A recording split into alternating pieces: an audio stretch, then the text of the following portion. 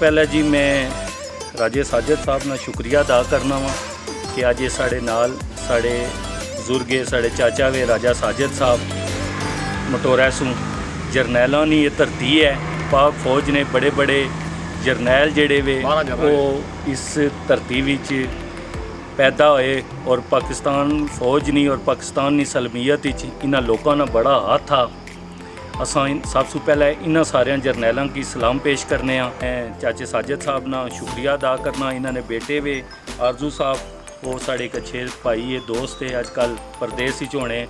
उन्होंने भी सलाम पेश करने हैं जी। एक पुरसकून और पुरफजा जगह ही है जिथे बंदा अच्छी अपने जेह्ड़े असां ना भी असां एक ग्रां नाल तलक रखने हैं लेकिन शहरदारी मामलात होई गए हुण साढ़े इस्लामाबाद ने ग्रां तो नहीं रहे शहर बनी गए तो इधर छोट पता लगना है कोई ग्रां वा पुरफजा जगह ही है पुरसकून जगह ही है। अज इस जगह पर अच्छी जहनी और दिली सुकून आया। हाँ जी आए हैं जी मटोर राजा साजिद साहब ने स्पेशल दावत पर माशाल्लाह जी बड़ी अच्छी दावत करने पे और एक मटोर बड़ा सोहना एरिया वा खूबसूरत आ पहाड़ी इलाका वा बड़ा पसंद आया। असां जी जब अब्दुल्ला राजा साजद ने डेरे पर आए हैं इन्होंने साड़ी दावत की थी अस इन्होंने शुक्रिया अदा करते नारा मटोर आए हैं। अस मटोर आए हैं राजा साजद ने दावत राजा साजद का अस शुक्रिया अदा करने काफ़ी दिनों तो इसी दावत को देने से कोई मामलात ऐसे से कोई मरतबियत भी ठीक नहीं सी। बहुत अच्छा लगा बहुत ही खूबसूरत सीनरी है। ये पेड़ जड़े अज तू तकरीबन कोई 35-40 साल साढ़े पास देहातां दा माहौल सा वो माहौल आ। जबले अब्दुल्ला मटोर नहीं एक जगह है जिस तरह अब्दुल्ला इंसान ये फार्म है ये राजा साजद महमूद की जगह संखलते हैं। ये इन्हें दोस्त आए लोई पेर थी चेयरमैन है मतलब अखलाक एहमान और बाकी ने रफाका है जड़े काफ़ी दिहाड़े थे सोचने ऐसे मटोर तक सा तो मटोर असा इन्हें दसिया बड़े खुश होए और कह रहे बड़ी अच्छी प्यारी जगह है और बड़े अच्छे लोग पढ़े लिखे हैं माशाल्लाह। तो इन्हें बड़ा दिल सा अज ये बड़े खुश होए तो असा इन्हें इन्वाइट किया है तो साड़ी इन्विटेशन पर इतने आए तो ये आए तकरीबन सुबह 1:30 बजे नाल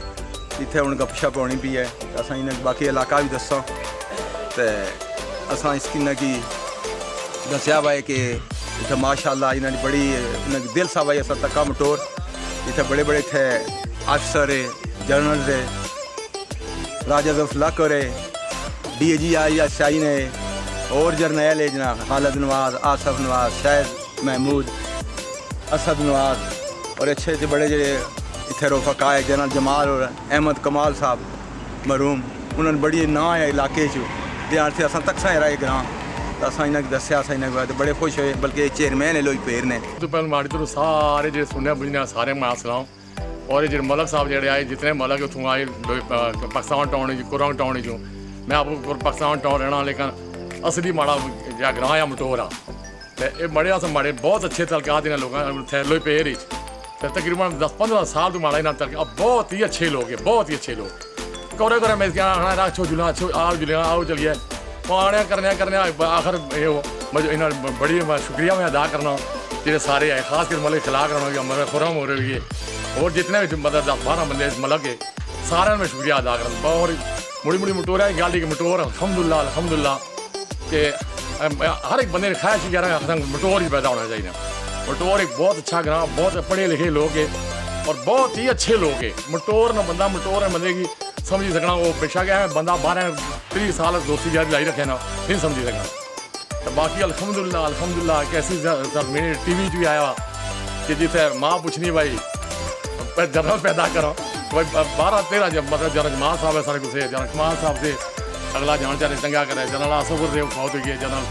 मतलब मैं 12-13 इसलिए भी आज़ाद सर्वस जनरल असद नवाज आज़ाद सर्वस है इसलिए भी तो अल्हम्दुलिल्लाह उसने खुदा ने लाख शुक्र कि बड़े इज़्ज़तदार लोग यहाँ इज़्ज़त ना रहने ज़िंदगी से गुजार रहे हैं।